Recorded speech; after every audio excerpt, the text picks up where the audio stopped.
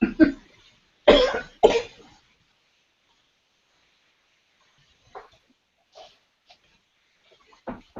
let this start broadcasting. This is our those Gundam guys and associated modelers building. Hopefully, we're going to do this more often if this is successful. So we'll see. We're going to introduce some of the players. My name is Clement. I also go by Gamma Ben Ray. Also online is Angel. Terry's our moderator. We have Jim. Goes by Gumpla Fixation. And also Gumpla Talk. And we also have Mike Wine, who's Terry. Show Mike Wine to. So Mike Wine's been working on that diorama, but he's off painting in the other room. So he'll join us shortly. But we could take a look at his kit and make fun of it. Other than that, welcome to the show. There's not much of a show, just hopefully keep people into building.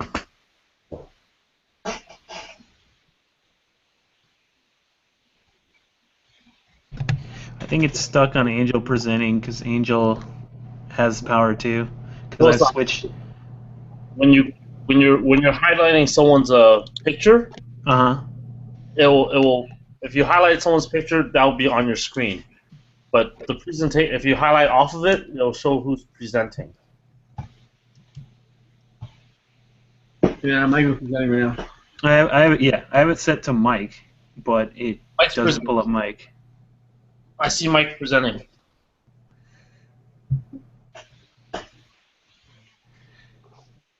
What's the delay again on this? Probably about 30 seconds. Okay, now it's switched to Mike finally. Let's switch to Mike.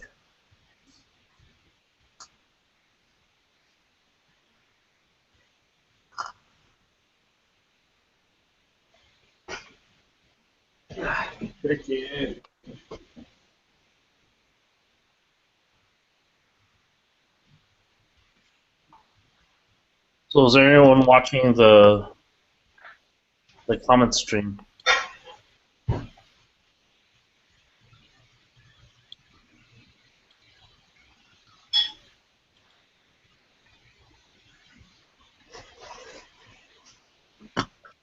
Hey Clem, did you spam Facebook groups that were doing this?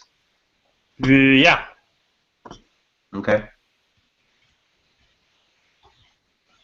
I posted up also on Reddit. It's up to 14 right now.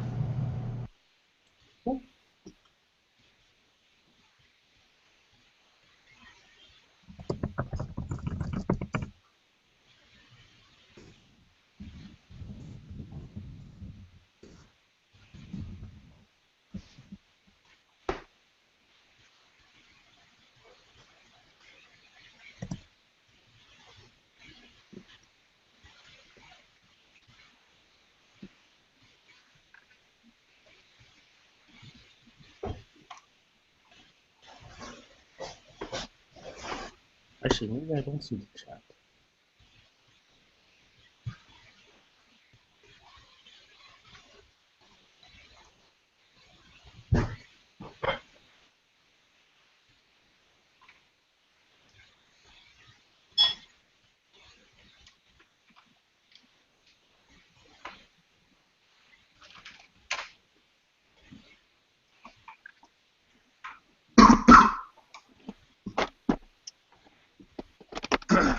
Right, boys. Cool. So Terry, go ahead, switch out views. I don't know who you're in control of that, so swap around. It looks like you're showing Jim's work, or actually, there's Mike Wine. Yep. Mike, you want to talk a little bit about your kit? Me? Yeah, why not? Mike's presenting right now.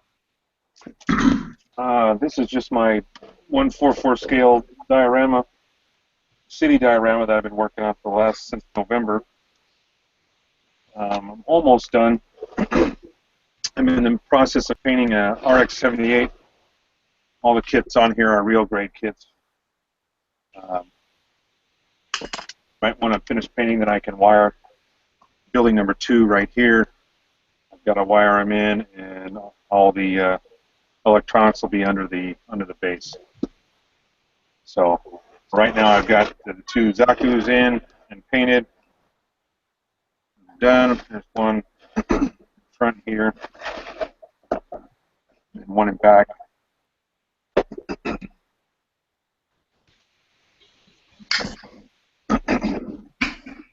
That's pretty much where I'm at. Doing a lot of weathering to the base and the buildings and the ground. Once I get the building secured, I can finish the perimeters.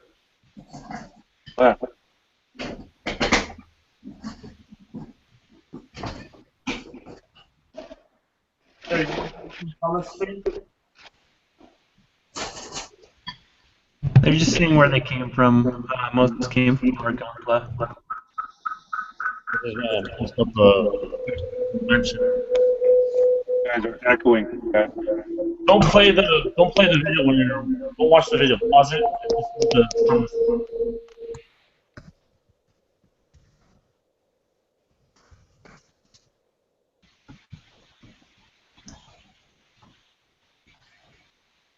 I generally have the video muted, but I pause it anyways. Yeah, it was echoing.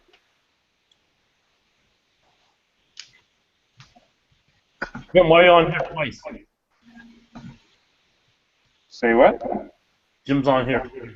Yeah, I tried to log on to the other phone, but that didn't work. It's okay. I just have my webcam. This mic sounds pretty good.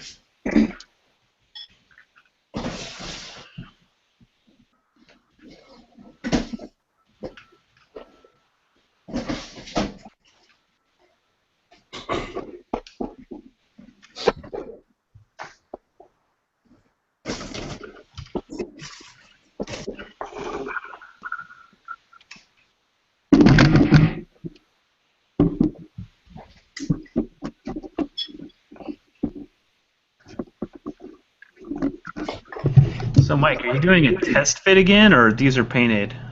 Or... These are painted. I have a few pieces left. More of the. This is mostly just the whites and grays. I did all that first.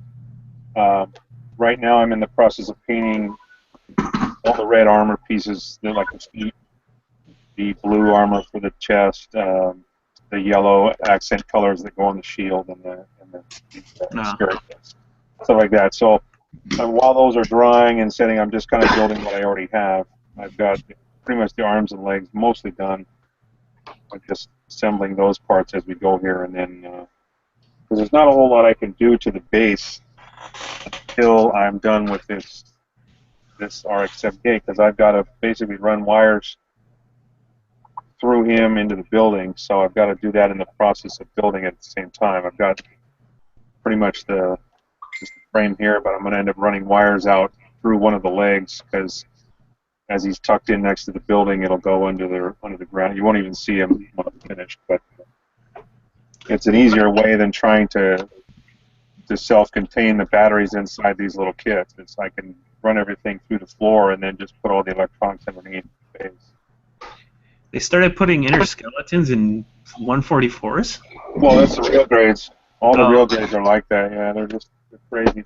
Yeah, I was going to say, like, in a 144, I know they're really highly detailed, but Jesus, didn't think they'd go... Well, like Clem said, it's pretty much over-engineered. It's everything you get in a master grade, but shrunk down to 144. What you got here, I have 2 Zaku's on here now. Let's see if I can get this. What size board did you go with, and what's the raised level on it? Or is it sitting in something right now? Well, no, the base is about 1.5 inches. I just bought some poplar wood, made a frame around it. I can actually take this out. If I pop this up, I can show you what I'm talking about. Yeah, see? Oh, okay. I can separate it and work underneath if I need to. But what I was going to show you was underneath here.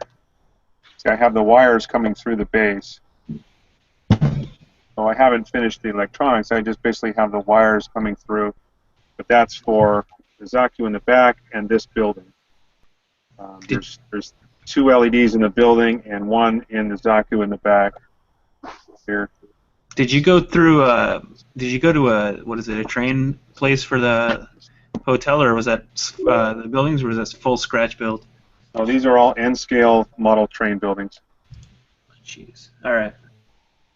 Okay, so what the RX-78 is going to go right here, and the wires will do the same thing. They'll go into the building and then down through the floor, and I can do all the electronics there. It's just easier that way, I think.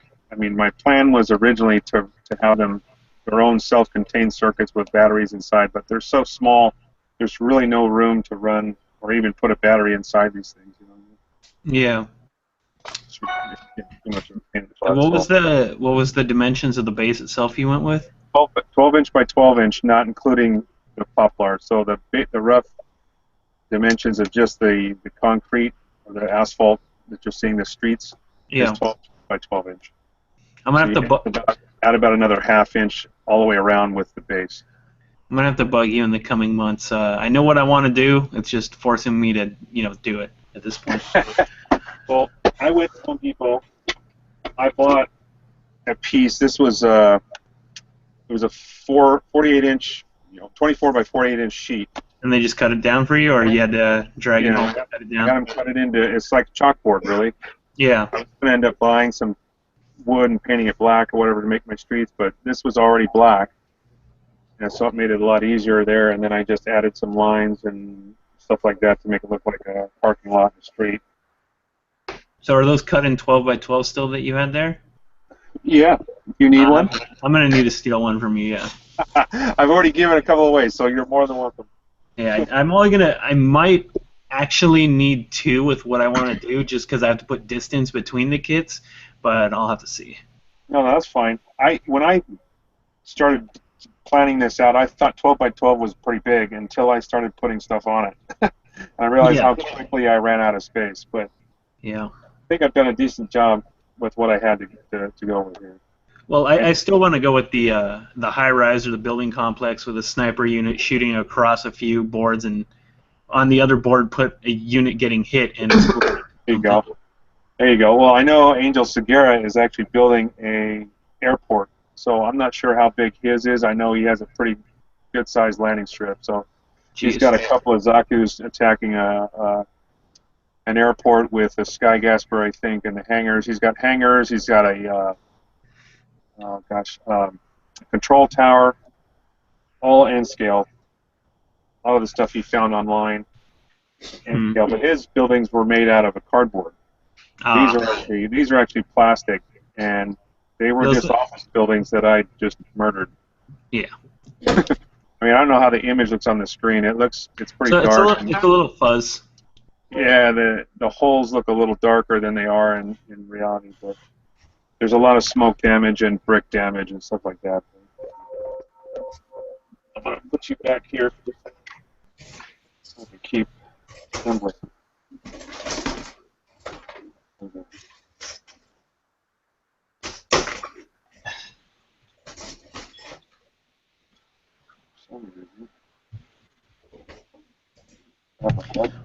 And Jim, which kit is this? Is this judging its butt? It's got to be like a, what is that thing called? The char suit, right? Yeah, it's the Xeon. Xeon. This is actually this is a recast of the G Systems conversion kit.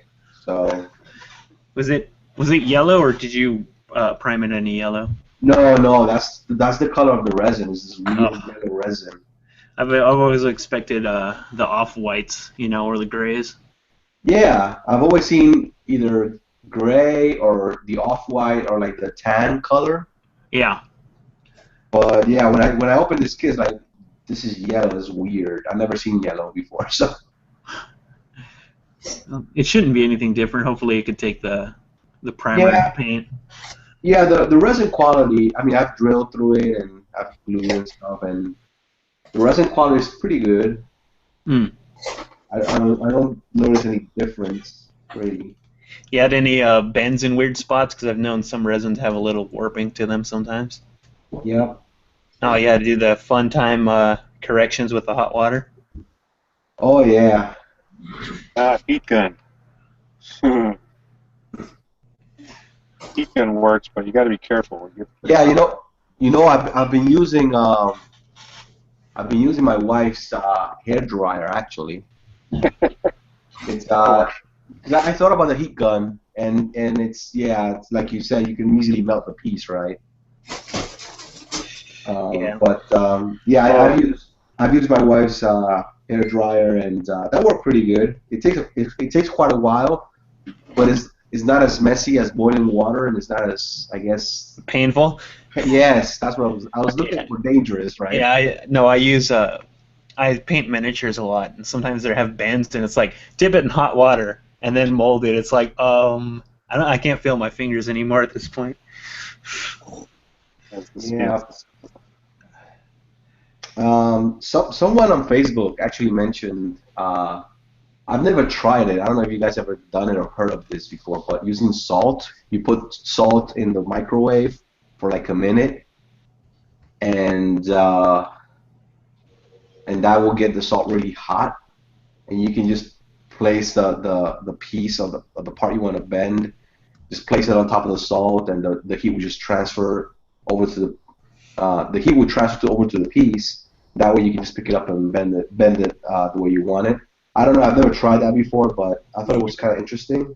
Sounds really sciencey. I mean, it probably works, but yeah, the person I'm not gonna sit there and try it and then be like, "Well, I was trolled." Yeah, the person that told Kind me, of sounds like one of those heating pads they have with rice in them or something like that. You can put it in the microwave. Yeah, another thing you could try doing is using the hot water, and then when it's when it's pliable enough, lay it across a solid piece that is curved, or flat, depending on how you want to shape it. And then when you have it laid down, tape it down with some painter's tape, and let it cool down, and it'll keep the shape once it cools down. I'm gonna have to try that. cool. Clem, there's a question on the YouTube, and I figured you have the most experience with this, so you can probably answer. Elysius asks, he wants to start modding his 144 Grimoire, and his question is it hard to work with plot plates in general? I don't think it is, but you've messed with it so much, you have the most experience, I think, on this one. When you mess with plot plate, so for instance, if you focus on me for a second, Switch over. this is basically a piece of plot plate. Now, for this particular kit, this Macross kit, this piece right here, if you can see it, was missing this little control instrument panel. So what I ended up doing is I cut out a piece of plot plate, and I had I printed out the instruction sheet, and when I measured it, this instruction sheet was almost identical to the size of the part. So I just put my instruction sheet under the plot plate and I just cut it out and stuck it into position. Now that's a very, very simple way of using plot plate, but you can also measure out little pieces and you use Tamiya extra thin cement and glue it into place. And it's pretty basic. All you're doing is you're gluing styrene pieces like tubes or all sorts of different shapes for the plot plate. You have different shapes, sizes, different tubes, and all you're doing is you're just gluing this stuff together because it sticks well to itself. Some of these tubes will fit into one another, and you kind of create a almost fuel tanks or whatnot with this. If you get thinner plot plate, what I have done is I'll take imagine as this piece being a part of a fuel tank, and I want to add some plot plate detailing to this. What I'll do is I'll take a thin piece of plot plate and just wrap it around, wrap it with some tape, and glue it down. And once it sets up for a couple hours, it's good to go. Does that sort of answer his question? I'll give it.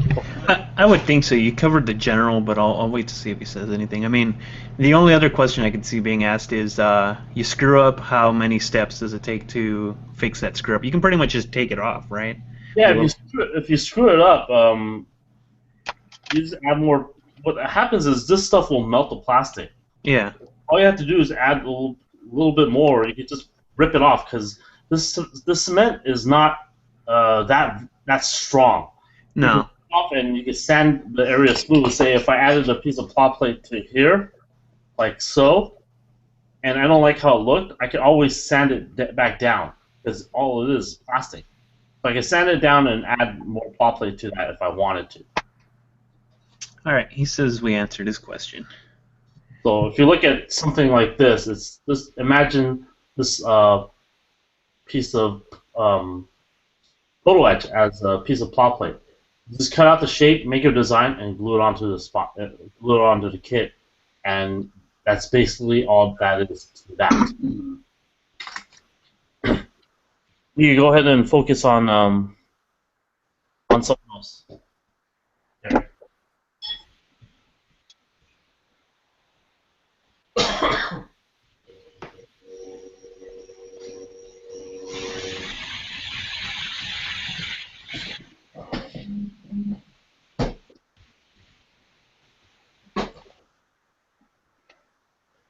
Well, this is basically what building is all about. Just sitting here sanding, and it's fairly mind-numbing, but it's kind of cool if you're chatting with a group of people.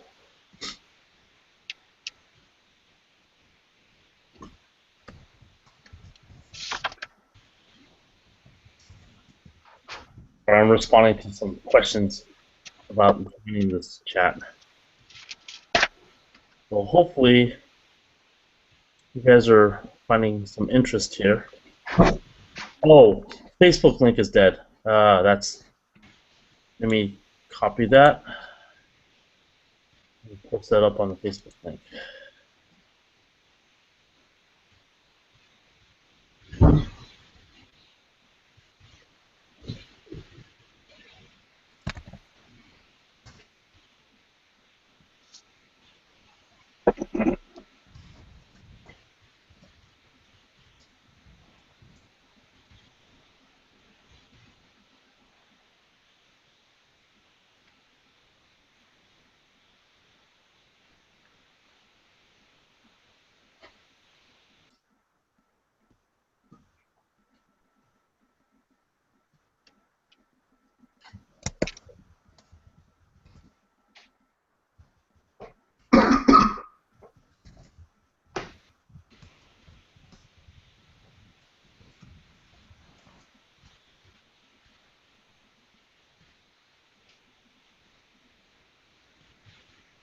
Cool.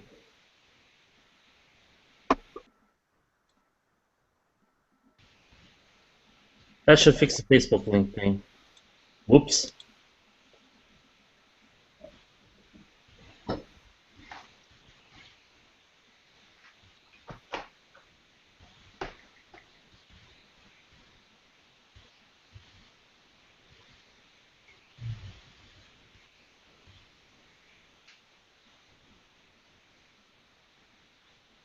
So I keep seeing this picture on, I guess, on builder sites and whatnot, and it's basically in response to horrible design, horrible build, something in shock. So I'm gonna try to do that with this guy.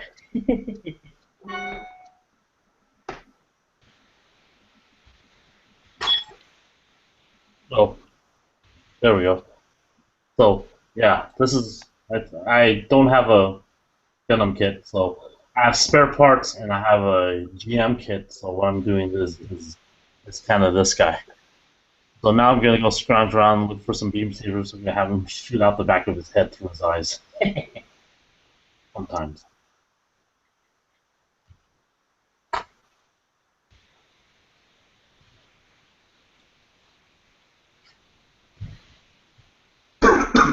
Mike looks like he's working on something fun. Yeah, I'm just trying to put these legs back together as much as I can. I'm still painting some of the feet.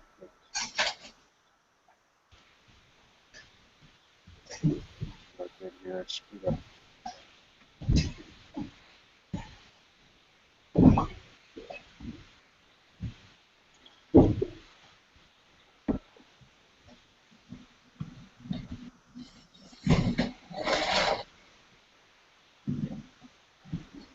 Yeah, I'm just to take a break. I'm going to go do some more painting here in a second. But first, there. You know, it is you put something together and then you take it apart and you can't figure out why it doesn't want to go back together. Happens all the time. A couple pieces switched and I didn't realize it was trying to assemble the right leg and I was actually assembling the left leg anyway. You know how it is. Now I've got to figure it out.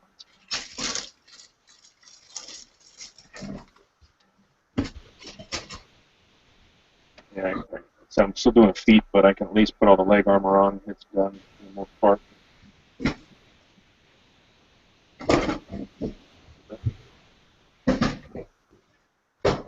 Ha! Found some beam sabers.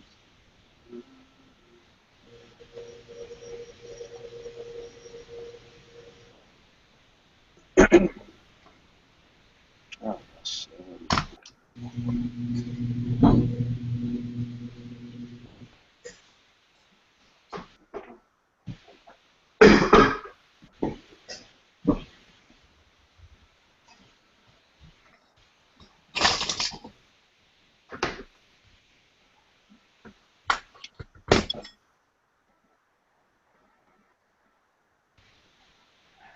So, Clem, what are you working on again?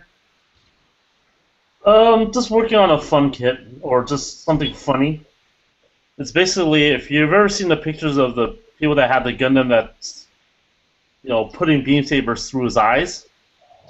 Yeah, I've seen that. So I'm gonna do that with I'm just gonna make kind of like almost like a chess piece. So it's just gonna be from the waist up on maybe a small wooden cylinder. Yep. And, yeah, and just have that as this kind of a fun little haha funny piece.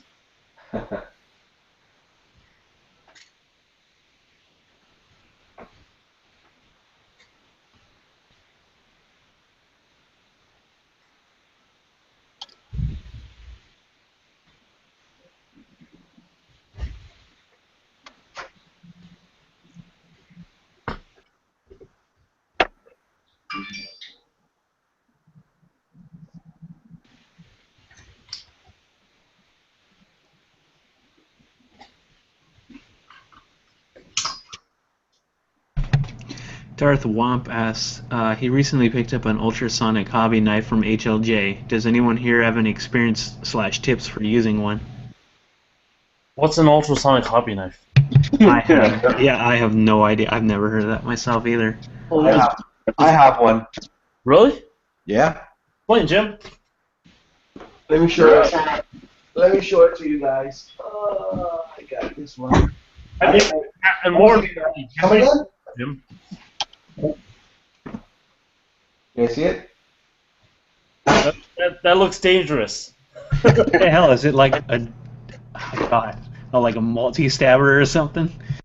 It is very dangerous. Does it heat when it cuts or something?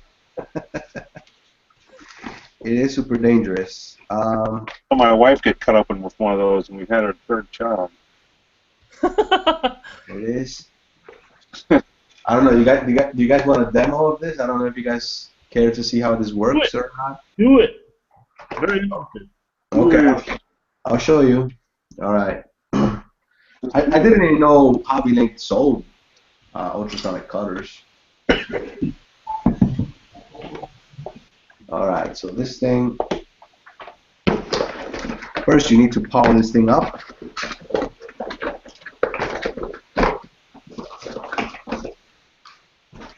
Sounds like a lightsaber when you pull it out. That's pretty cool. All right. Not quite. Revenge of the Sith Day. Revenge of the Sith Day. Okay, so what an ultrasonic cutter does it vibrates the blade at 40 kilohertz, which is 40,000 oscillations per second, and basically that allows you to cut through styrene like very smoothly, it's almost like cutting through butter. So if you guys if you guys are into scratch building or cutting whatever, it's more effective, quicker than just using a hobby knife, especially if it's thick styrene. All right, so let's see if I'm in the shot. Okay, so Pretty cool. okay, so basically you turn it on and it's either normal or high, whatever, and you take it out, and I don't know if you guys can see the blade. I mean, it looks like a regular hobby blade, right? But it's mounted on this piece, and this is what vibrates. So let me see if I can find a piece of scrap around here. Let me find a piece of scrap. You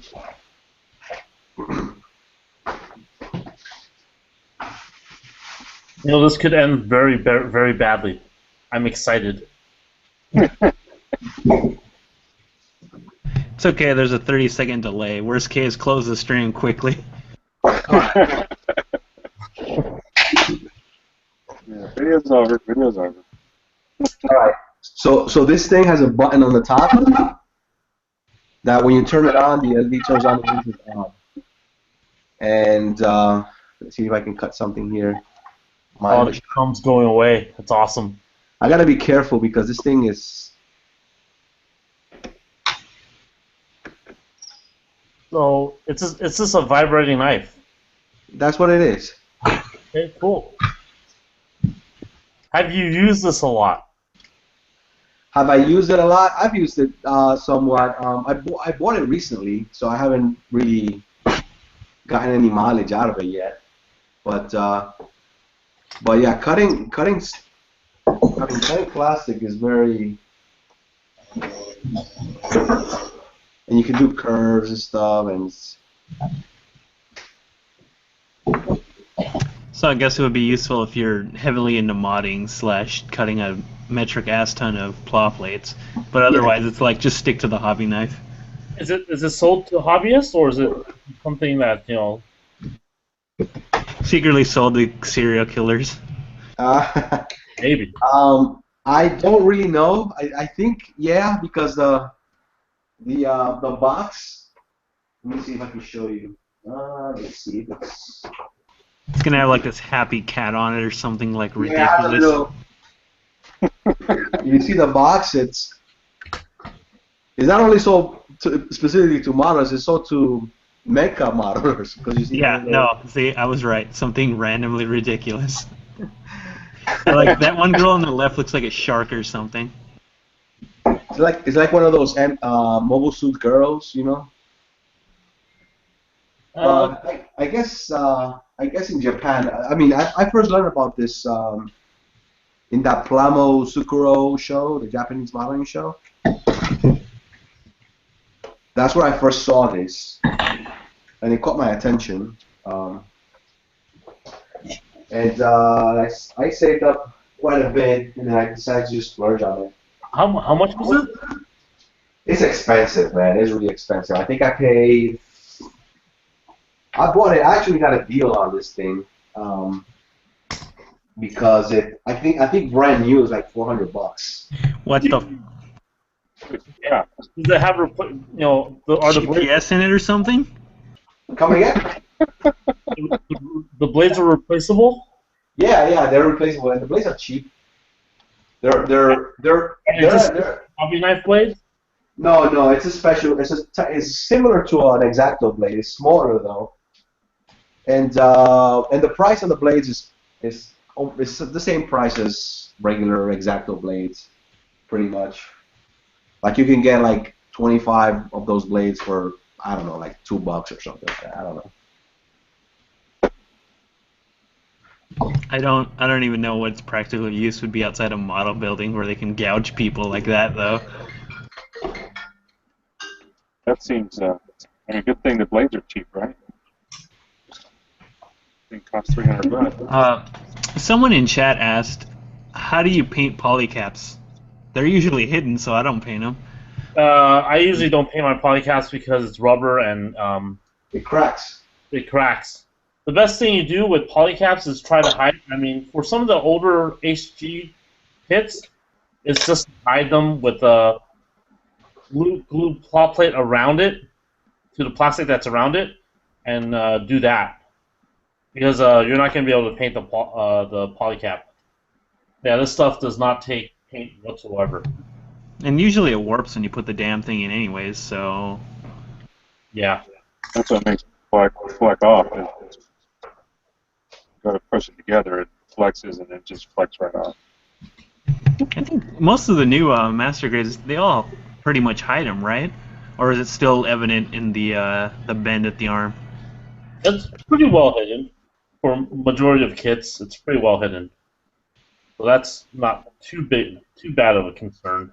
Or it shouldn't be that big of a concern. I gotta say, if somebody's gonna dock you on polycaps not being painted, they've never painted themselves, and they know the issue with that. It'll never be a chip edge.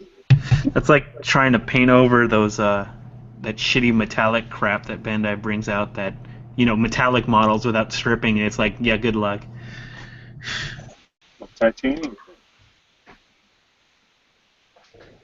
Remember that plastic titanium like crap cover costs an extra $20 or whatever it is. We'll make our own titanium finish. Probably be better, Whenever I think about polycaps messing up, I think about when Clem worked on the God, what was that kit? What's the purple seed kit called? Victory? No, that's not right. Purple seed kit. Yeah, A long time ago, you did a master grade seed kit for somebody, and I remember it was just like being a bitch to paint. You're talking about the Freedom? It wasn't the Freedom. It's the opposite of the Freedom. Justice. Oh, Justice. That's it. Okay. That was like the... Justice. Wasn't that a polycap or something? It was just weird as hell. Yeah, I did work on a seed kit.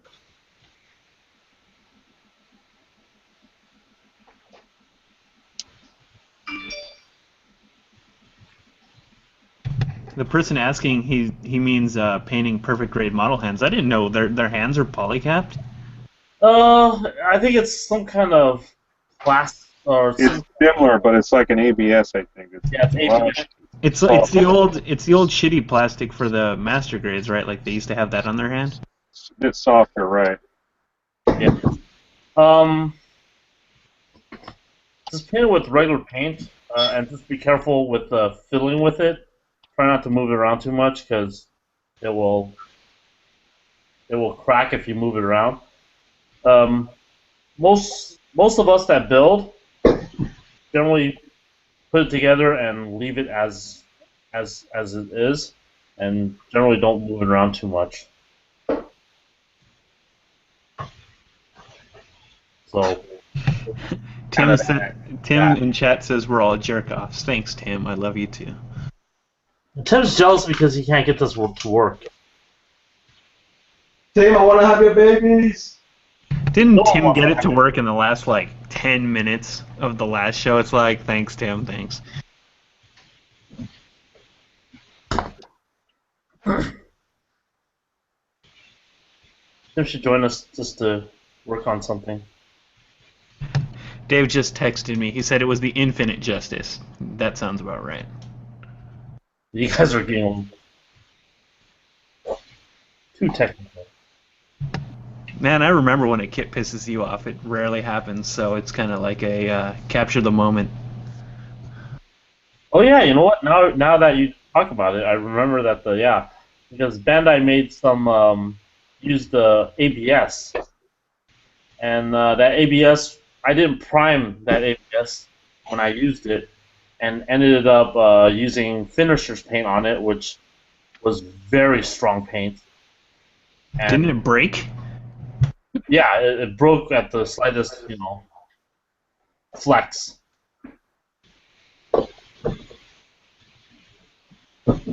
Hey Angel, I'm staring at the pre-built. Oh, maybe I should paint it this year. Maybe I'm thinking maybe.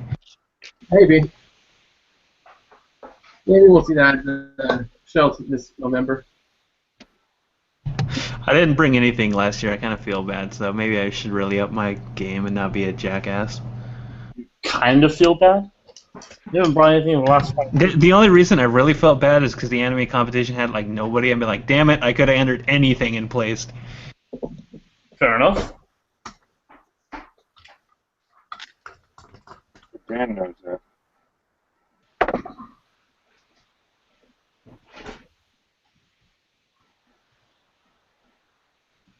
I haven't painted in such a long time. I'm not as comfortable as you guys, like trying to go out of the box kind of thing yet again. I have to screw up a kit and then get back to it again. You screw up a kit, you repaint it. You screw up a kit, you repaint it. It's easy. Or you take it out to the desert and shoot it. That's exactly what I was going to say. When you really hate it in a year, take it out and shoot it with a gun. And make sure you put it on YouTube so everyone hates you and wanted that kit. They really didn't want that kit. It was just the fact that they couldn't get it for free.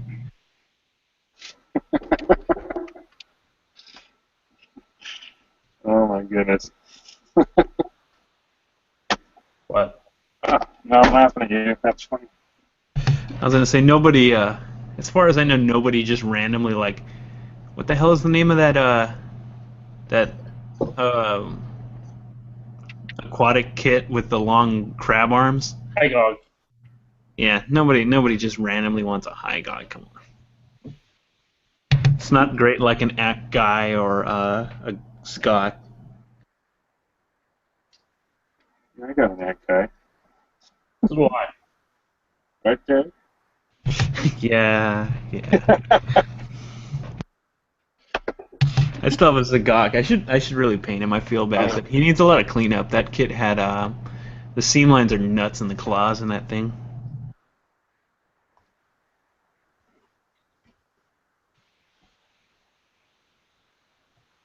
Speaking of, hey Clem, why haven't you finished that Airman kit yet? Remember, that's been about 4 years now. Are you gonna wait till the 5-year mark to finish it up? I mean, you did the hardest part of it. A lot of kits I stopped working on, Terry.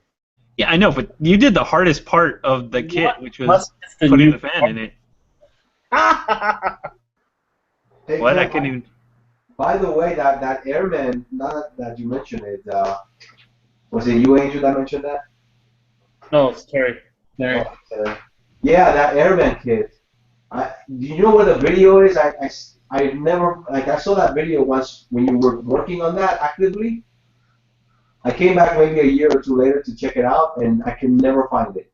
It might be gone.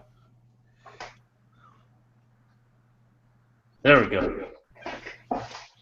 How does this look?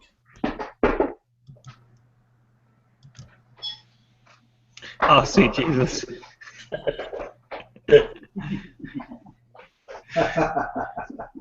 Now just smolder around the holes where he jams that in, and Oh yeah, well I gotta paint the rest of this head.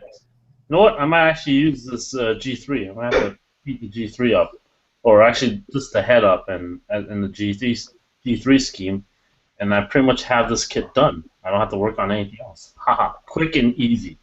Look at that. Jim, what I'll do since the video isn't there is when I go over to his house next, I'll just dig it out of storage and take a few pictures to show to you. Cause he ain't gonna do anything with it. Maybe when it hits a 7-year mark. You don't know that for a fact. You randomly started that kit. You started 7 years ago. Come on. I don't recall. Did you put the fan in and everything? You put the fan in and it worked and everything, right? Yeah, I had the fan in and it was working. Like I said, he did the hardest part of that build. Yeah, no kidding, man. No, it's somewhere in here. That was really creative, though. That was really, really nice. It was I stole the idea from some guy that did it online. Yeah, I know. You showed the video. That's whatsoever. It's a complete ripoff. Hey, there's nothing in there's nothing wrong with a little inspiration copying something else. You put No. your own twist to it, right? Battery, right?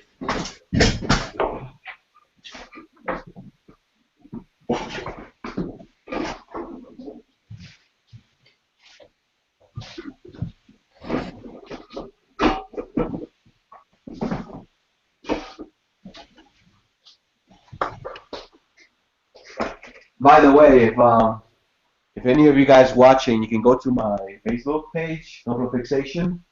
There's a little clip I made, a video about 2 months ago or a month ago of the ultrasonic of the ultrasonic cutter cutting tabs on a resin part. Cool. Very cool.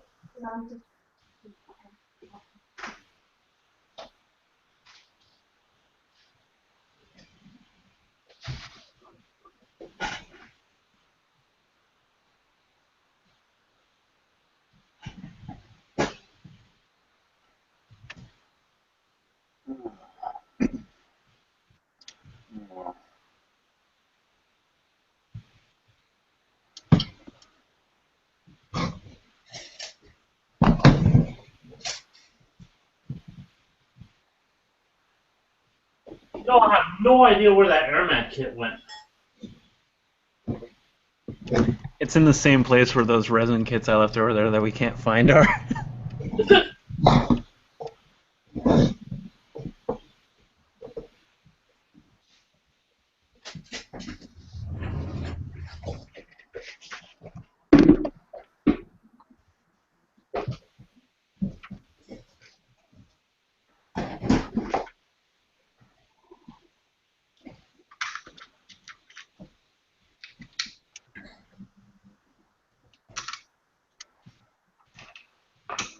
Microscopic pieces too. Real grade kits have got such tiny pieces.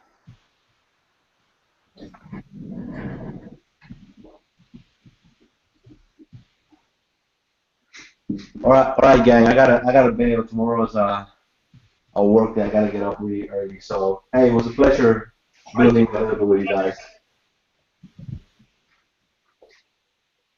I'll talk to you soon, okay? What was that? I gotta go, buddy. Alright, thanks for joining, Jim. I'm saying goodbye to everybody. Okay. All right, man. Hey, I'll see you next time, okay? Yeah, we'll try this probably another 2 weeks, depending on how Yeah. successful this is. Yeah, it should be fun. Thanks, man.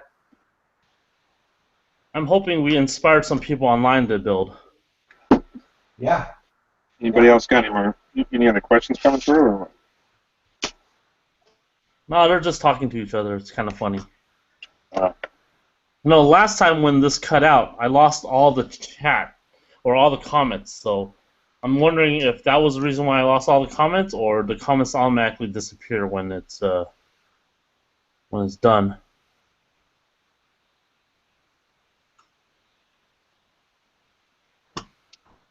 to take apart. I started getting ahead of myself here. I'm assembling the right leg, but I have to leave that partially apart because I've got to run wiring through it. So I can't completely assemble that one. So I'll leave it like this for now. And we're right about the hour mark, so one more hour. Cool. You build. I'm gonna see if anyone else wants to join our little. Oh, Lee's building. That's good to hear.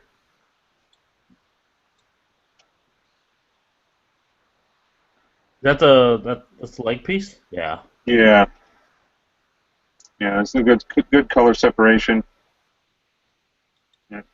Tans and grays. I like the articulation of it too. It's really quite nice. Armor movement's pretty pretty crazy. So that's left leg anyway. This one I've got to leave apart so I can run some wiring through it at that point. I think what I got to do now is I got to go do some more painting. I'll be away from my desk for just a bit. Cool. Until I get back here. Is Angel just working on drinking, or is he even there? I'm cleaning my airbrush right now. Oh. So he's drinking. So he's drinking.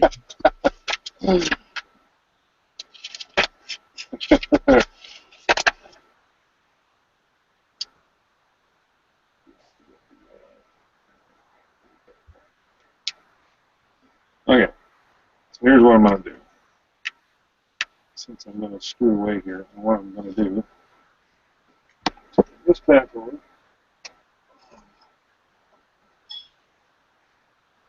We'll set this down so it can be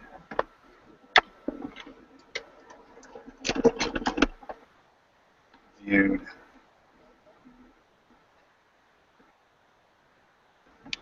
There.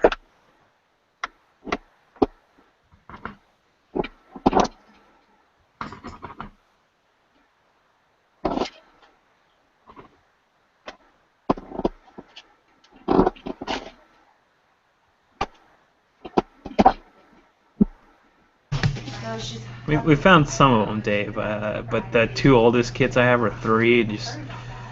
You saw them in the middle shelf on the left side of Clem's closet in a plastic bin. Is that where it is? That's what Dave says. That's the last time he saw it. Darth Womp asks, how do you do a candy pearl effect where when light hits highlights on the kit, it reflects a different color? I'm trying to get a metallic look in general, but highlights reflect gold. You want to take it, Clem, or I can take it? It doesn't matter. I've done it before too. The type of paint you use is a color changing paint. There's a few alclads that do that specifically. Give me a second to move, grab my box of alclads.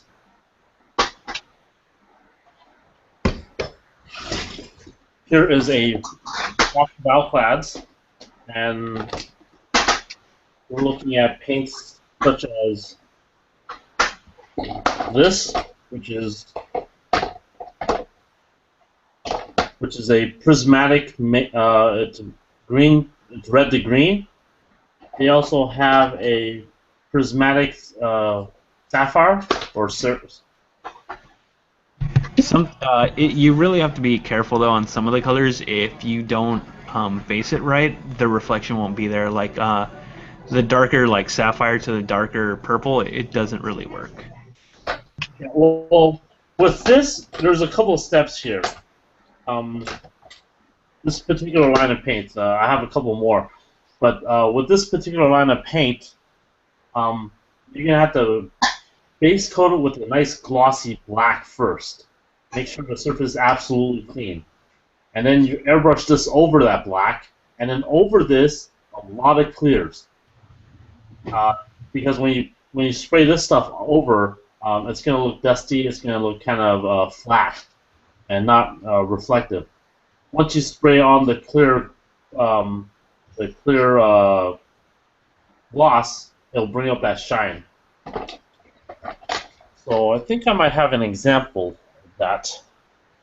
Give me a second.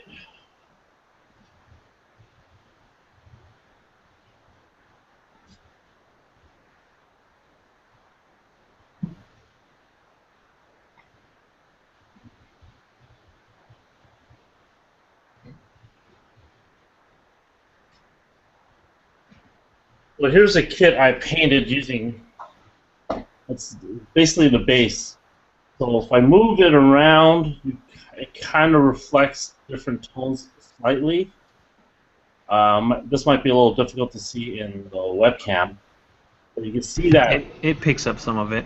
this is all the same color, but then with the curves and the shifting of the light, you can see that the color shifts slightly. And this is after laying out the gloss black base and the color shifting paint, and then a lot of clear to get that shine. And what that does is it kind of hides the metallic particles that are in this paint. So you build up a thick layer of gloss, and it looks like those particles are suspended in there. Darth Womp asks, just one coat of the color changing paint? I did like two. I think I did a few on one of mine. Just enough to cover. Yeah, like two coats should be good enough. I mean, this paint is kind of expensive, and because the black is going to do most of the coverage. The black paint is going to cover the part. And then when you spray a light mist, maybe two layers of the color shifting paint, and you'll get that effect. Once you see that it's kind of dusty and you have the color on there, let it dry for a day or two, and then go in with the clear gloss. I think I'm confusing it with candying. Candying is different, Darth, in the aspect that it wouldn't really change the color. It just give the same kind of effect you're saying, but just a singular color.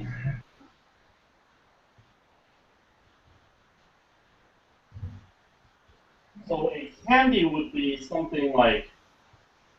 Let me bring this guy out. Candy would be something similar to this, correct? Where what I used was, again, more outline. Yeah, that's candy all the way. This is what I use, like either the hot metal metallic, particularly what I used here, I don't remember.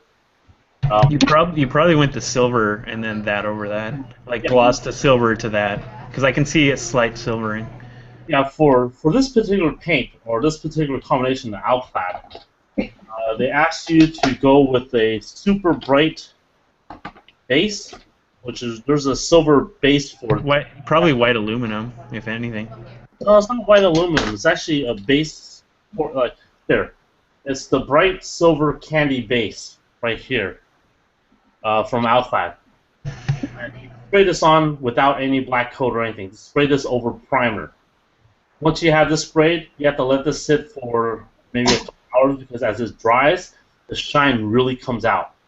Once that's done, very, very light layers of. Let me find it. When it comes, someone asked us a question. You prefer using files or sandpaper? For me, it really depends on the area, the size of the area. If it's a large area, I'd rather use a file. But if it's a smaller area, sandpaper all the way. But when it comes to differing grits, you want to go with the lighter pads on the way through. The opposite for that, Terry. So if I'm sanding like a small area right here, or a detail area, I tend to use a file in some of those tight areas.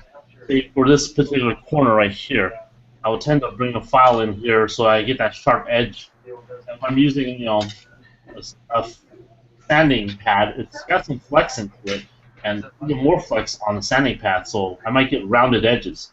So this keeps a nice straight hard edge when I'm sanding this area like this.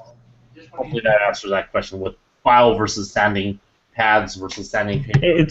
He was just asking what's our preference. The only reason I use the sanding stick is because usually I'm not getting into the small areas like you. Like I don't have the smaller file, so if I have to get that in, then yeah, I'm going to use that. But overall, large areas, I prefer the stick itself.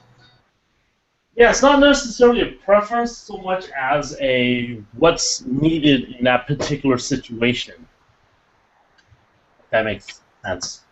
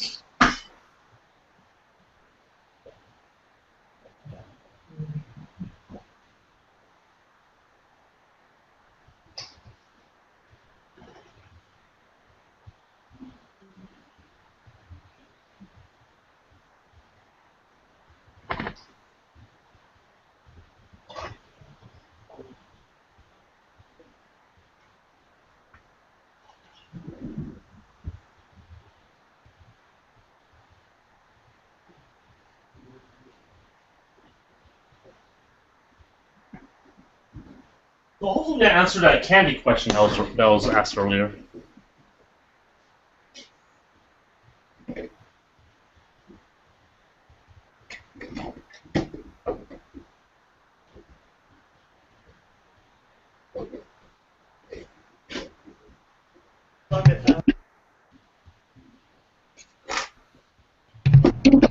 Um, Jason PS3 states, when I use some of the alkyd metallic, I get a sticky surface as a result.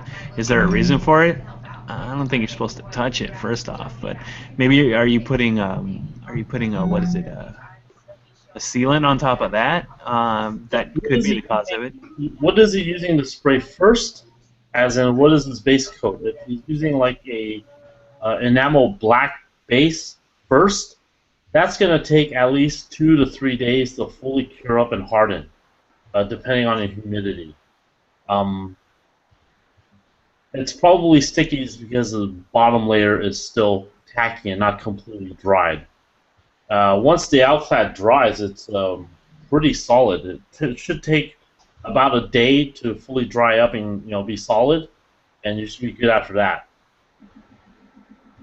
This stuff I sprayed after a day, and I kind of wrapped it up with some parafilm without any problems.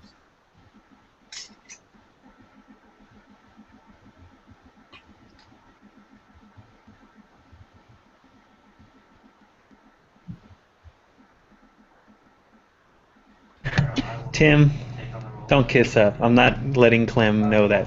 Whatever, I'm reading it. Tim says, why is Clem so sexy and how did he get that way? Military.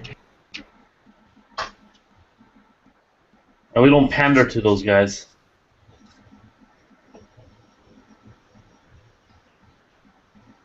Tim should be on here showing off what he's working on too. Where are you, Tim?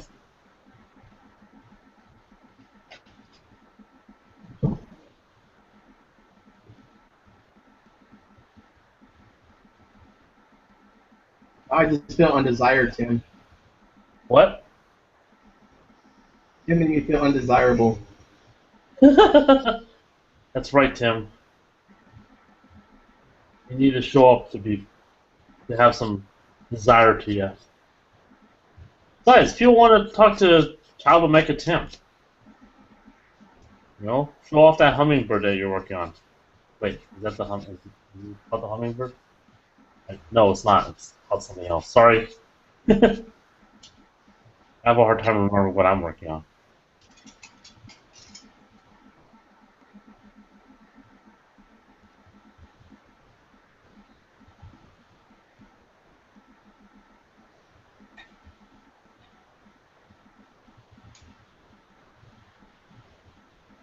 I absolutely hate standing these things.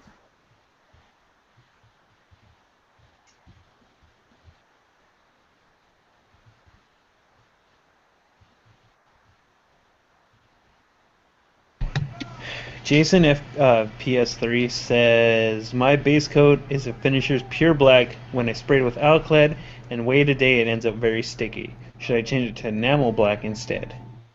No, the finishers should be fine. Is the surface of his finishers dry? I mean, to the touch before he paints it, or does he know if it's completely dry to the touch before he paints? And what particular alclad is he spraying over the finishers black? Because I do the same thing. I use finishers gloss black and then alclads. Are you still able to get finishers? Is it? You can. It takes a little legwork to get it. And we're still good on alclad, right? We can still get that in California. Yeah, we can get alclad. All right. Because I know where Mr. Colors are like dodo eggs here. You can get Mr. Color easily here.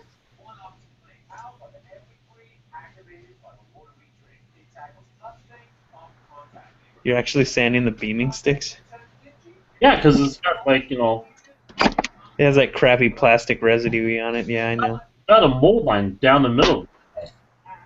So yes, you gotta sand that stuff off. I thought you just cast your own. No, Your own color. I would have to sand them as well. But no, these I don't cast. I should. But then, I'm uh, once I actually get down to my diorama, I'm gonna need your help. I need to cast a clear beam. I'll let you know once I actually start getting to it. Pretty much that thing I was talking with Mike, where I was gonna have two bases and one was gonna be a guy getting shot by a sniper, so I was just gonna have a clear beam going from one to the other through the guy. oh, But I figured we have to cast in a clear resin, the beam itself, and then well, you have the cast paint. out an explosion. Oh, okay. I get what you're doing. I get what you're doing. Yeah. Are you color the beam? Yeah, we'd color the beam after. Angel went dark on us. He wasn't doing anything.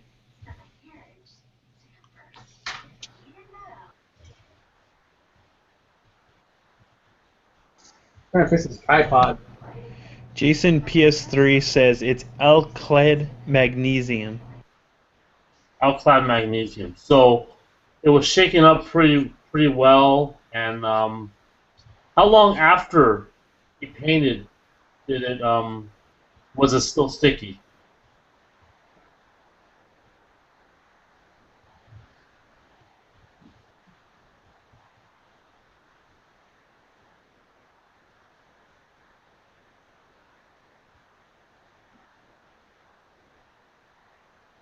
Also, what's the relative humidity of his area?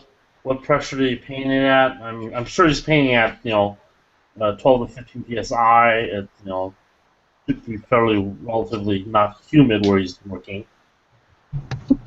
Somebody says at this point, why not make a model performing seppuku? I'm like, Clem, didn't you have a model that killed itself? No, Oh, never mind. It was just the. What is that thing called that you guys like so much? I guess it was a goof or something you had destroying the GMs that it was stabbing through them. yeah. Jason PS3 says after a day. That is kind of strange. Yeah, after a day, it's got to be humidity, or I would think that maybe the surface of the kit wasn't fully cleaned. Or it might just be a bad bottle of paint. Can you get another bottle of Alclad magnesium and try a different bottle? It could possibly be just a bad bottle of paint. Because that's very, very strange. At least he's not saying it's spider webbing, because then I'd be like, I don't want to talk about it. Spider webbing is an easy solution to solve. This takes practice.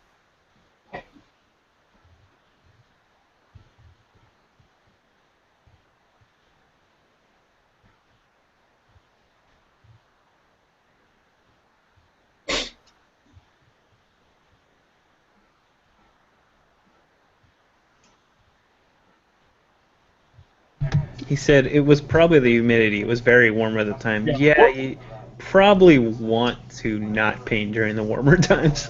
Yeah, if it's humid, yeah, your paint's not gonna fully dry. You're gonna have to let it sit for a little bit longer so that the I guess the moisture out of the paint needs to fully dry up.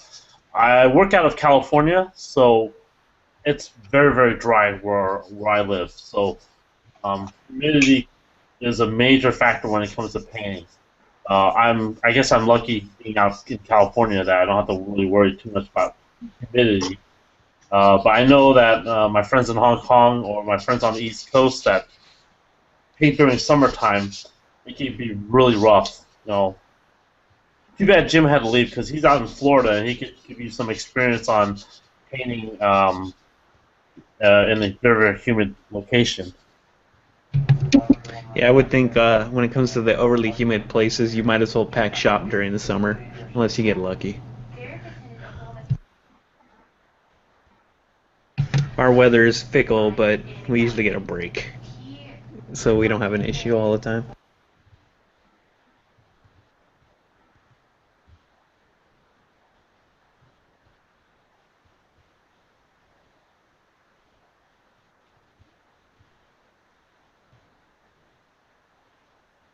Hong Kong, yo. So who's over in Hong Kong right now? Is that the piggy is out in Hong Kong?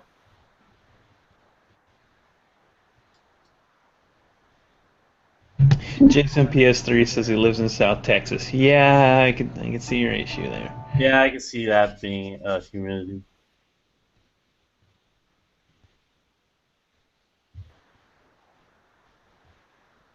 So, Darth Womp asks, does anyone here use a parts dryer or a dehydrator to help their paint cure faster? Tim said he does. I'm just a patient person. I'll just wait it out, really.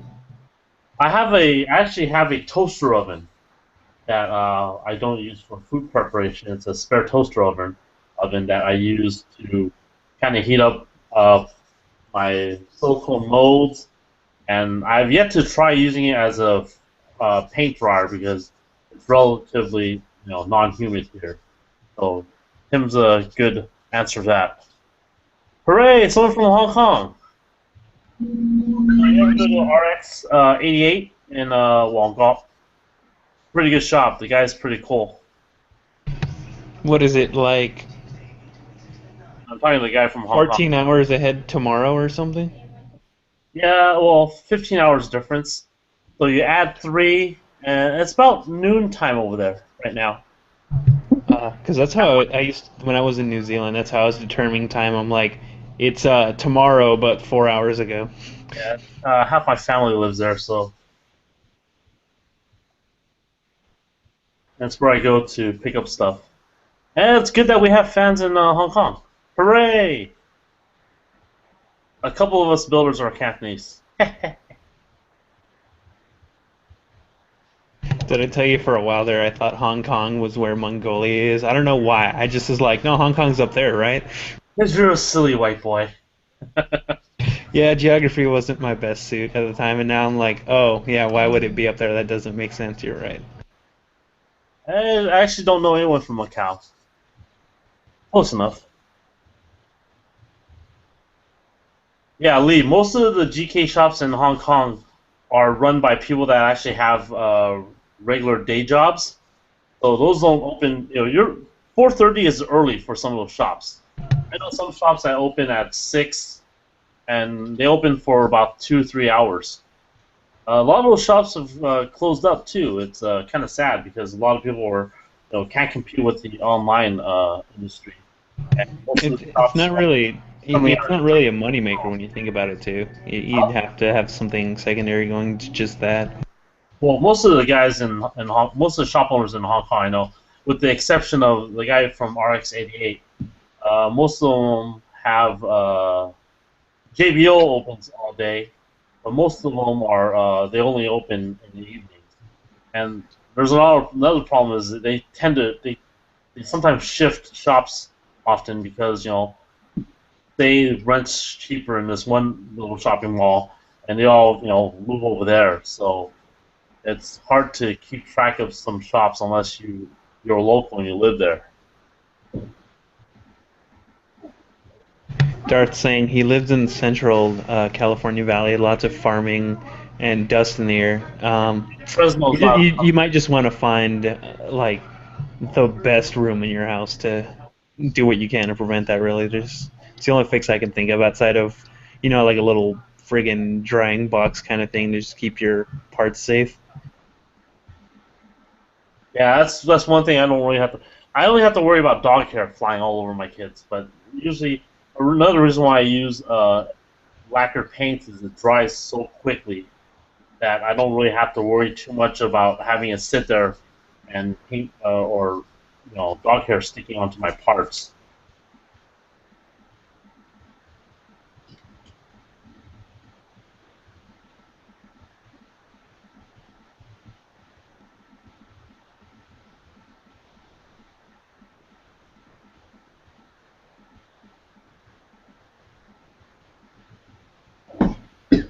Now, Tim, can you put in a fan component in conjunction with the dehydrator, or does that kind of break the usage of it? Maybe like a vacuum of sorts, so that. But then I guess you're introducing airflow, which would be where your dust comes from. Never mind. I retract that question.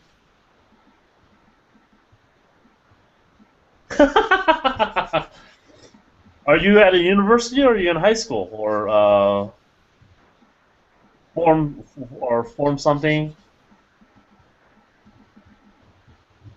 Again, I kind of want to gauge the age of our guys here. Holy hell, Japan? Yeah, that's humidity capital in my mind. Hong Kong's pretty humid. During the summertime, it's pretty humid. I refuse to go during June, July, August, even September. October's almost tolerable, but wintertime, I love wintertime in Hong Kong. Okay, cool, Tim. Thanks.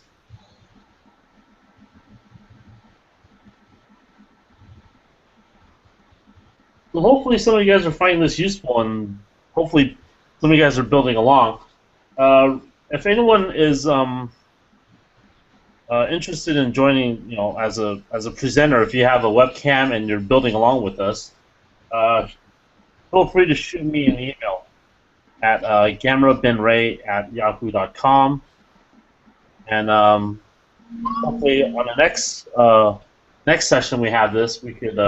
Yeah, we'll just background check you and need 3 forms of ID. Well, the idea for this is to build, is to get people to build, is to just have an open forum. I'm usually building on my weeknights anyways. For the guys in Hong Kong and Japan, it's during the day in the middle of school. I guess they can't build, but it's kind of cool that we have folks out there as well.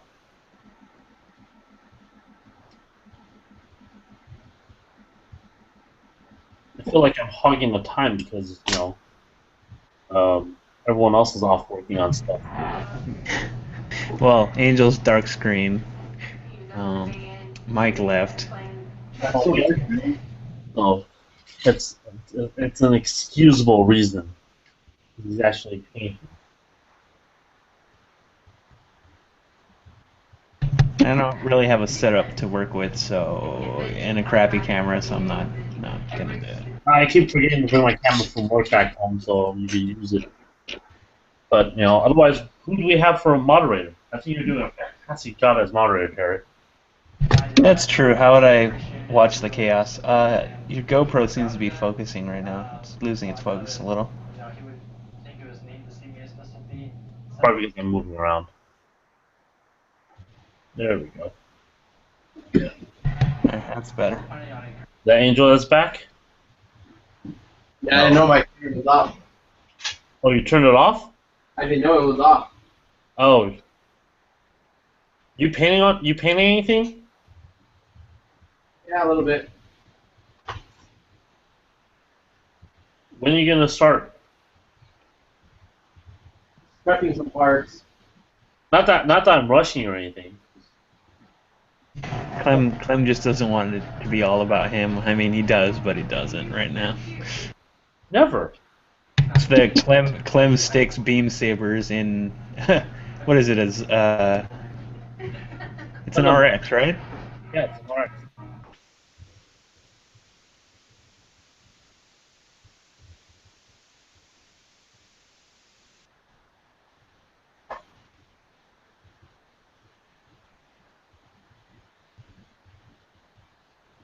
My wife's actually watching Hong Kong dramas right now. So recently, there's this big, long Chinese, made in mainland China drama that's about ancient China, and it was done in Mandarin. So recently, it's translated to Cantonese. So she's sitting there, marathoning this stuff right now. Is it the Three Kingdoms story? No, it's not. It's about a king and his concubines, I guess, is the best way to put it. Oh. From little of what I saw of it. So maybe our guys in Hong Kong know about it. All the rage right now. He has a question painting his master grade Sazabi Verka. Should I just follow the paint guide? Look, if you're not comfortable with trying different colors, you could go with the guide. You can paint it. You can follow the guide. I actually followed the guide for my Suzabi, but I used a different types of paint. But I did use the guide as to help me, focus on areas I wanted to paint. But the guide is just that. It's a guide. It's not, 100%. You should do this. I'll stay within a shade usually unless it's a grunt unit, but they always like ask for like a 35, 65, etc. kind of percentage base, and I'm not gonna sit there and go, oh, drop of this, drop of that. I'm like, nah, this color's close. That's what I'm gonna do.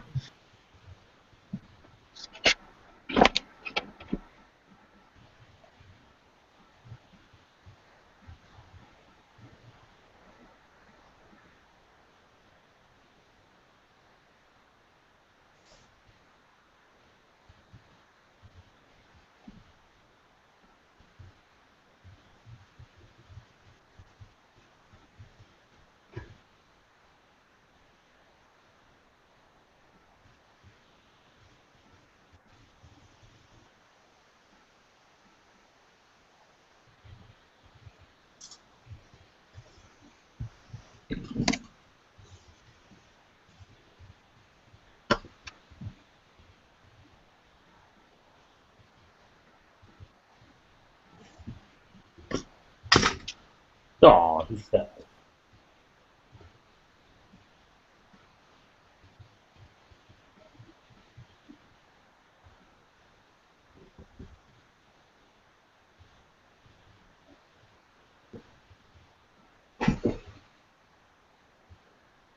This doesn't look too bad now, does it?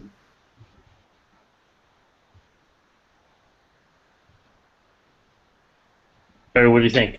Funny? Yes? I need to see like his legs on it, but so far it looks pretty No, funny. I'm not gonna put the legs on it. It's just gonna be like this. Are you gonna make it like a trophy? Well, yeah, it's just gonna kind of be a bust kit. I was like, is that gonna be the at least you tried trophy, or is that gonna be the oh god my eyes trophy? Okay, the oh god my eyes trophy is kind of mean. Well, you know what? Deep down, sometimes criticism's needed. Yeah, but I actually this is my. Yeah, I know, but you should just Oh yeah, I forgot it has the torso. It should sit nice on that. If Yeah. anything, you could put it to a wood base. Yeah, stick it on like a little wood block and there it'd be like a chess piece almost. That's kind of the idea here is a chess piece. Wasn't that something we once threw out as an idea? Like we should make a chessboard. It's like no, I'm good. You know what? It's AI. It's one idea, and we could start. Yeah, I thought of it as possibly like a contest idea. We could have like contest theme ideas. We get a massive chessboard and have folks trying to play chess. Just we can make it simple on ourselves. Just get white paint and black paint and just shade it and be like there. That's cheating. There's no skill involved there. Yeah, but I'm not gonna sit there and go. You want to really do? Fuck, I haven't played chess in how long? What is that? 32 pieces? Something like that.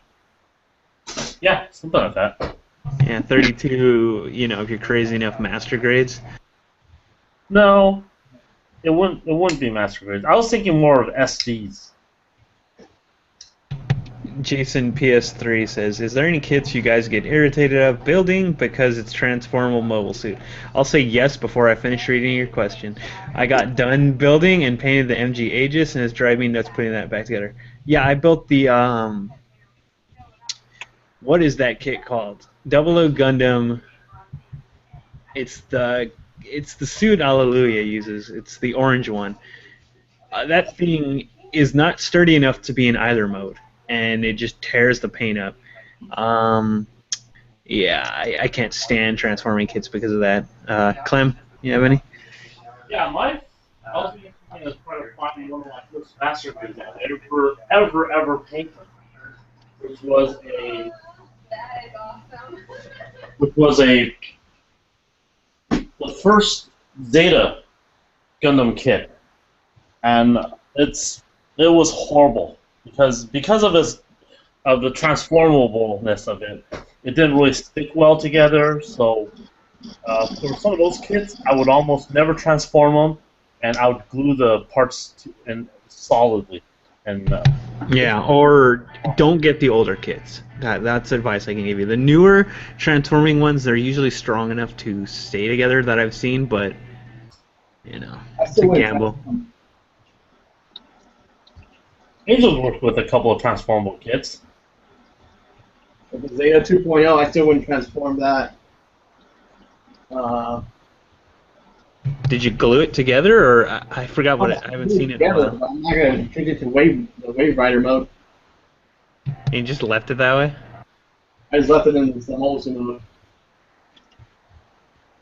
Yeah, Darth Womp, you're right. It was the Curios. It's the first time I did a candy effect. It turned out nice, but over time the white started too dull, and the kit wasn't strong enough to stay in one mode or the other. I left it in flight mode, and you know that kit in flight mode actually looks awful.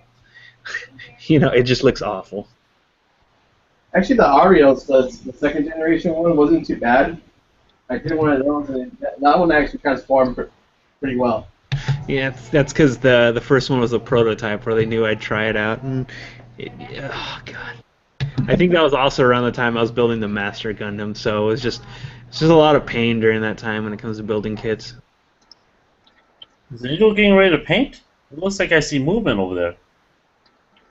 Oh, you know how I paint? I don't have like big bunches.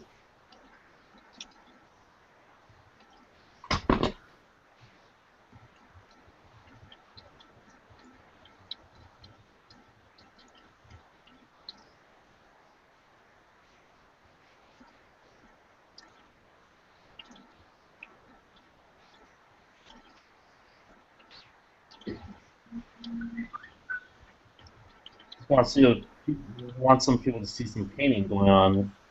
Because Mike Wine's setup's not set up. His paint booth is the size of some folks' workstations in Hong Kong. I'm surprised that giant beast of a guy fits in his paint booth.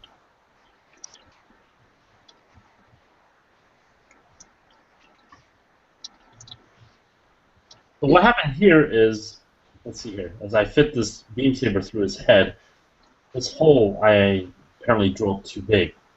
So I cut off a bunch of little shavings from a spare piece of styrene, and I'm just gonna glue it around this area so that I have some kind of almost damage to this. You're doing the melt effect, pretty much. Yep. Yeah, Jason PS3, it happens to all of us. The transferable kits usually are nightmares. They're just awful. Early master grades are sometimes a headache, especially when I started introducing articulation. The G Gundam kits particularly. I've never built the, what is that one called? Shining Gundam? But Master Gun was a nightmare in itself, and I could see it stripping its paint if I tried to go too crazy on some kind of pose. But I mean, I could be wrong. I didn't finish it just due to the frustration of the legs.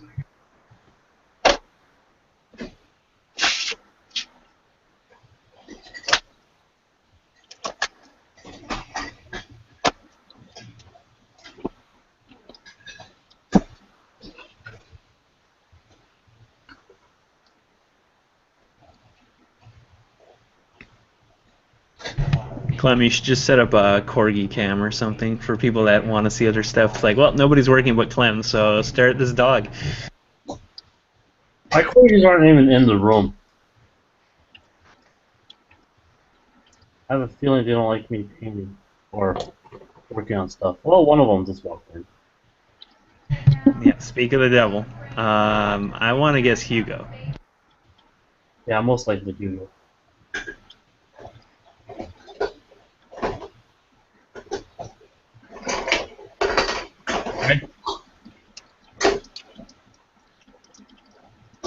you.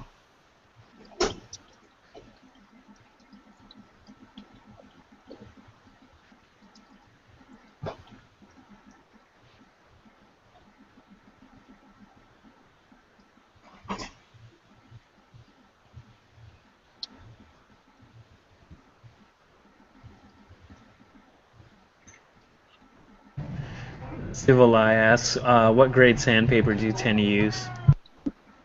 Oh, very good question. I have no idea. This says fine 240.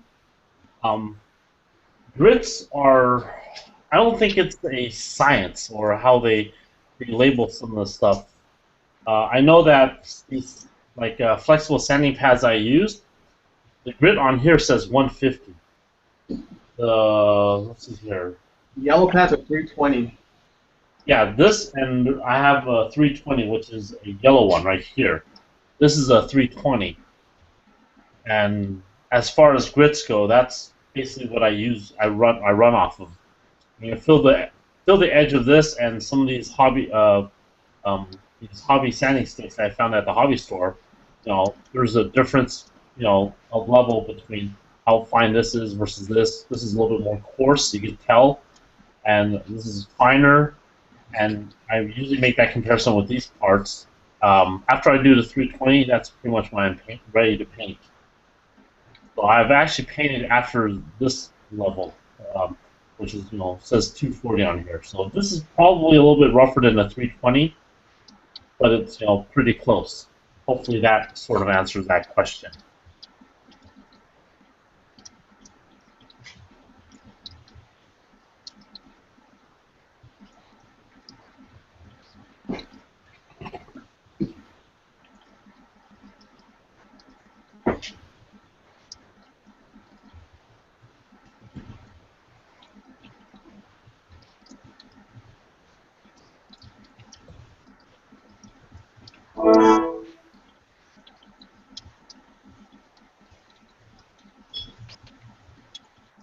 What just happened? Oh, Angel's painting. Awesome. So this is a guy that has Parkinson's that's painting. Now that's when I put stuff together.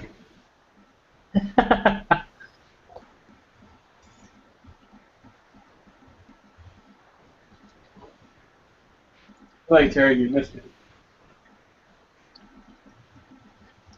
Happened now with the huh? No, you're broadcast. You're presenting.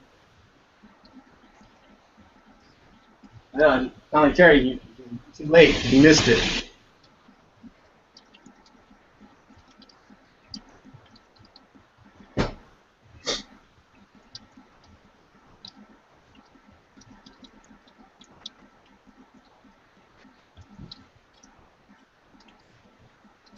Spraying some clear coat.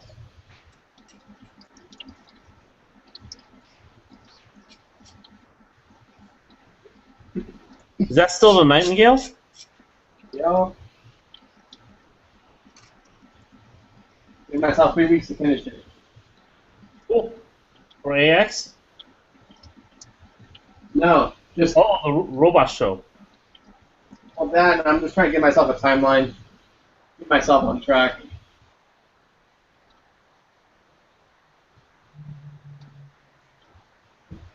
I work better with deadlines. So do I. I think it's the pressure of having to get something done. Yeah, I think that's what it is.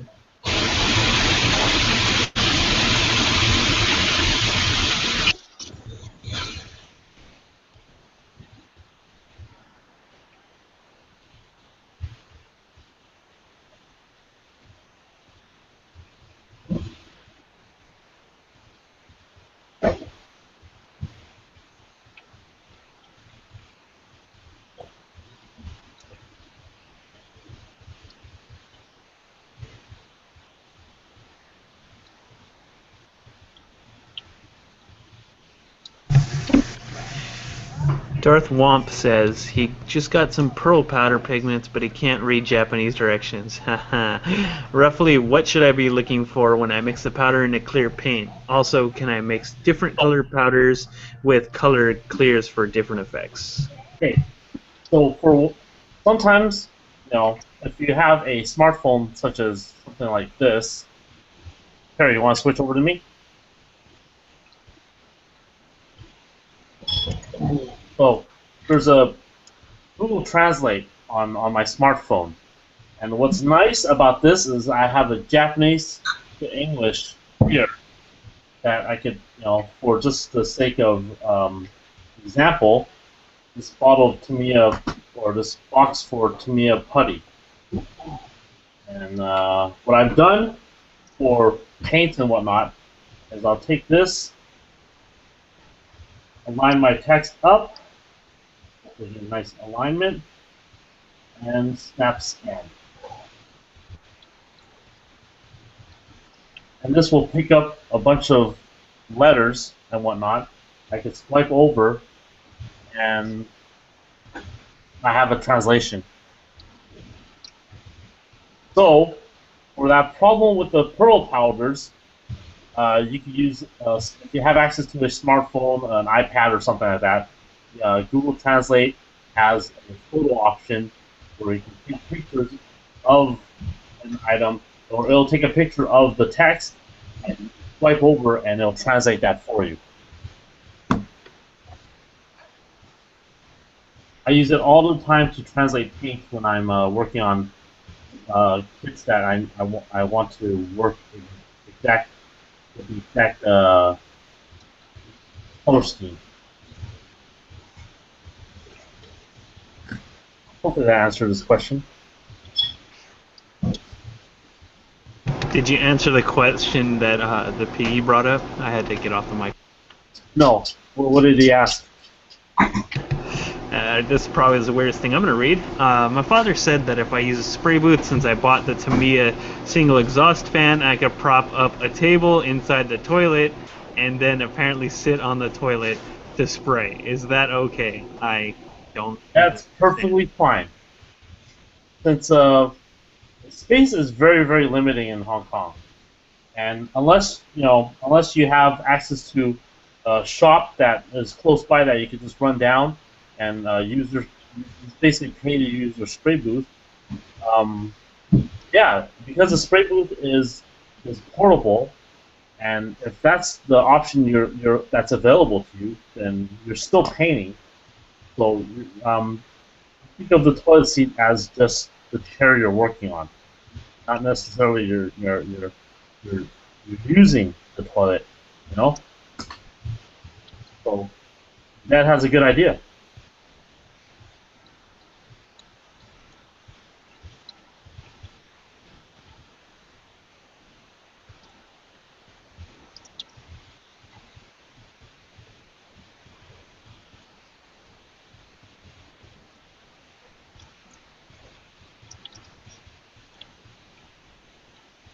I'm not sure that's the answer you wanted, but yeah. When I was younger, and building in my parents' house, granted it's not as small as some of the areas in Hong Kong, but I did have, a limited area to build. So wherever I could build, I built.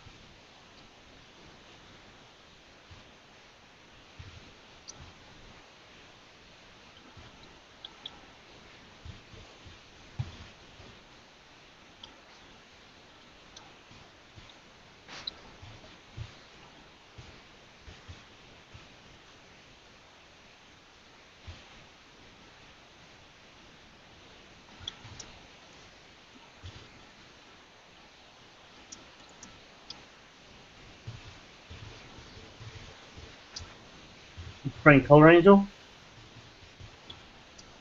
What? You spraying on colors? Yeah, I'm trying some color.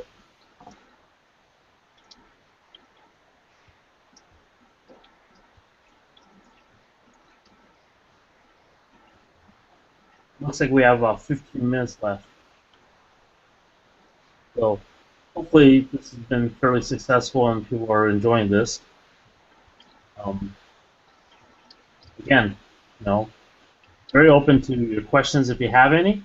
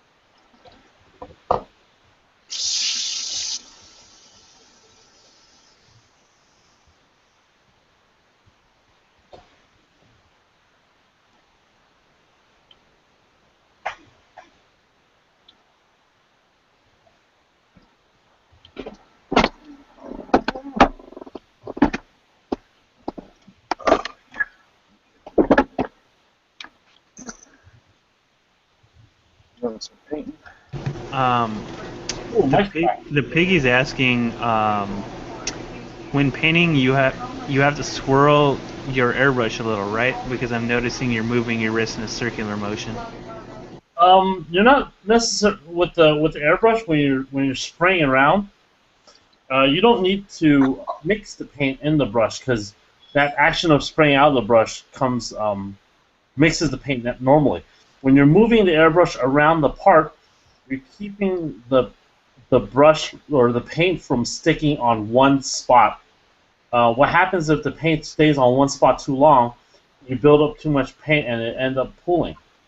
But what happens is you should move it around so that you're painting around the whole part, and the paint gets to go all over the part and not stick on just one area. So let me grab my airbrush and I can show you an example when you're painting. So, for instance, if I'm painting this dome here, when I'm spraying or when Angel was spraying, you constantly see this motion of moving around or side to side, depending if you're painting straight lines or whatnot. If you stay in one spot too long, like this, the paint's going to stick here and pull too much. But if you're moving it constantly, the paint has a chance to move across the thing of the part and then not stick to one area, so it doesn't pull. That's why you're moving around a lot. Welcome to the group, George. Or maybe not. I thought I saw George. Let's see what Michael's working on. Eric? Just doing some touch-up.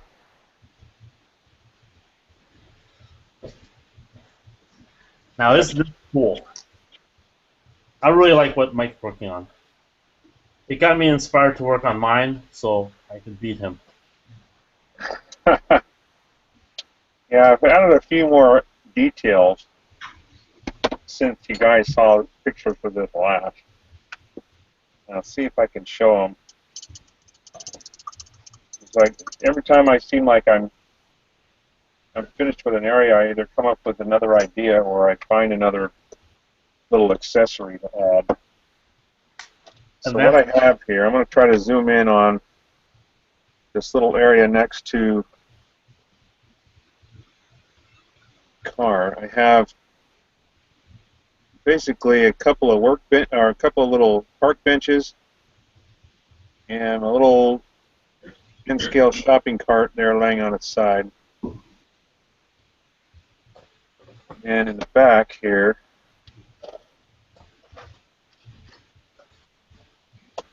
next to the other truck, there is another little shopping cart there, and the dumpsters with the garbage bags piled up. So, but I still have quite a bit of work to do around this building here. Mike, Once I swear you're 3 steps from like shipbuilding with the amount of detail you keep putting in this kind of stuff. I showed this to, it wasn't nearly at the stage it is now, but when I was working on it earlier, I went to Arnie's Trains, little train store, to pick up some more, because I don't remember what I bought, but it's photo etch stuff. And when I got there, I had it in the car with me because I was actually going to Dan's house. I was going to show him, so I brought it in and showed the guys, and they told me I need to be doing train dioramas too. But yeah, I keep hearing about the place, and I know I have to go there and just like, here's my money, let's start building. Yeah, it's kind of nice. It's one of the more organized stores. It's a little bit bigger than some I've been to, and they have sections. Every section has its own, scale. Like you have one whole section of just N scale stuff, and then so the guys are section looking for, you don't have to search around for everything because everything is going to be in one area. Yeah, the guys are very, very helpful as well. Trust me, they will have no problem taking your money. No, not at all. They've taken mine enough time. Anyway, here's one of the things I can show you. Okay, around this building, I made a bunch of garbage, basically, garbage and trash. And what I did, I took this paper, I have a paper cutter, so I actually shredded a bunch of paper, just in little tiny pieces, newspaper, white, printer paper, whatever it is, and basically it's just this, really, it's almost powder, really. And that's what I used as the base. Actually, under that, I used this stuff right here. Okay, so what I did is I used the mud as a base to build up the layer of debris that I wanted, and then finished it off with the shredded paper, just using a paper cutter, just regular old paper cutter,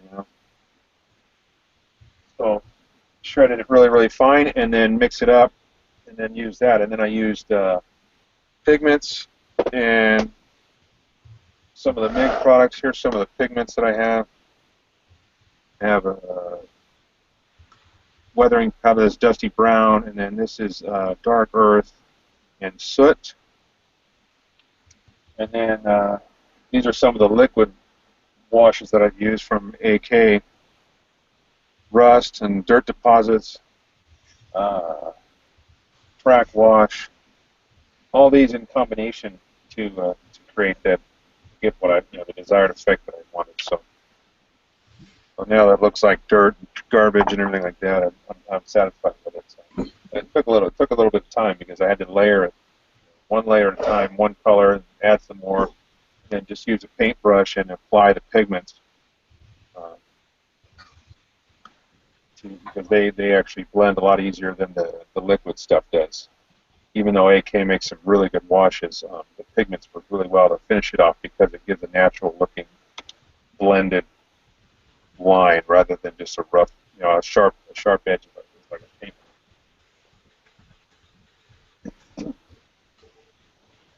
Anyway, I added some burn effects to Zaku here, who has been shot through the chest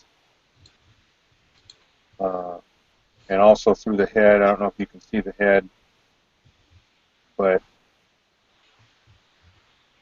the burn effects were also from AK. It's a set of pigments that were for burned vehicles. So what you got is burnt red rust and burnt umber, and this is black, which is more like just a soot or something like that, and then white ashes. And all those are pigments just layered on in different amounts to give you an effect of a vehicle or something that's been burned.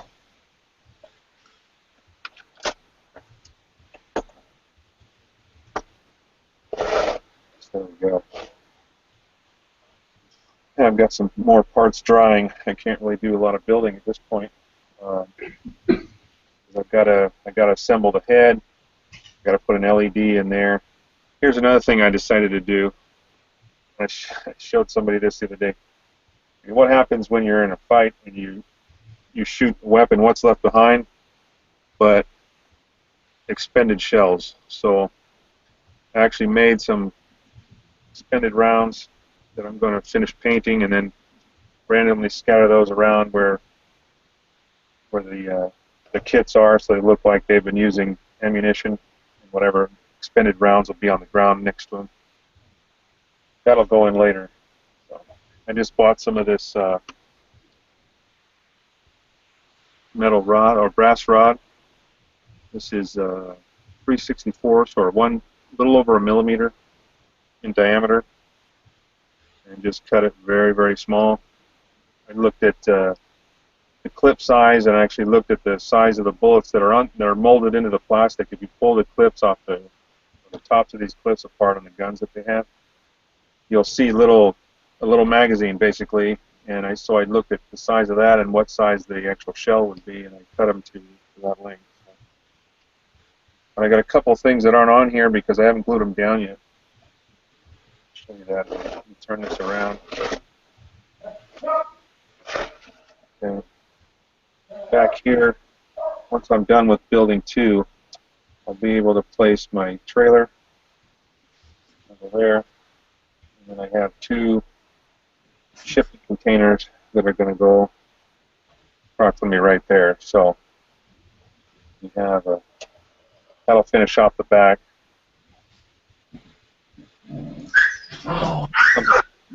That. Clem, are you torturing your dogs again? Is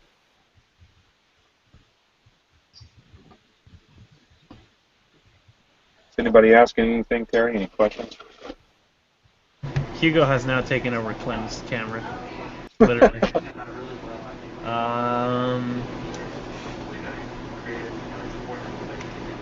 For the 144 city this year, what about a 144 near the docks?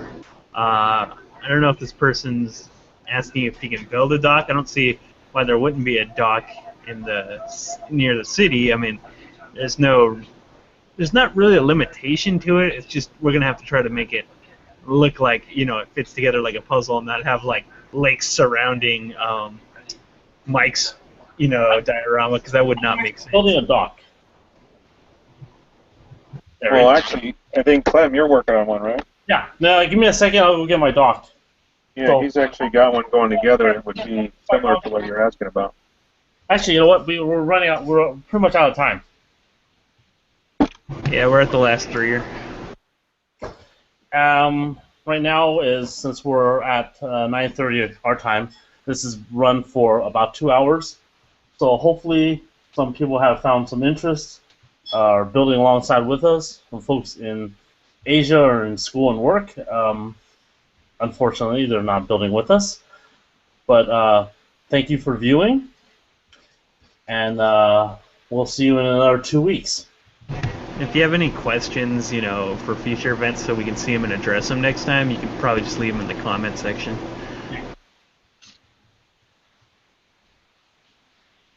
And thanks for watching, guys.